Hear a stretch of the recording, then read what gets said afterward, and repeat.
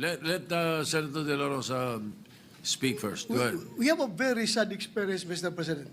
Because if the reason why the Speaker requested for Bryce Hernandez to be detained not in the Senate, because for fear of being influenced by anybody or any member of the Senate, alam mo, Mr. President, Colonel Grijaldo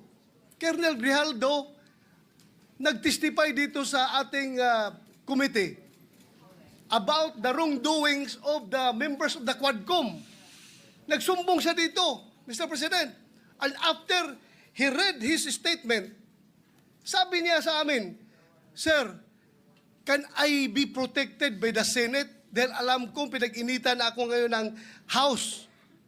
So, I share the information to the committee and even to the leadership of the Senate. But the following day, or the days after, he was required to appear before the Quadcom and he was cited in contempt. Nang siya ay na-contempt, kinulong siya doon. At nang kinulong siya doon, look what happened. Binubombard siya doon, pinupuntahan siya doon at sinasabihan na huwag yung gusto namin na mangyari, gawin mo na para makalabas ka na dito sa kulungan. Hindi nag-give in si Colonel Grijaldo. Kinulong siya hanggang natapos ang 19th Congress.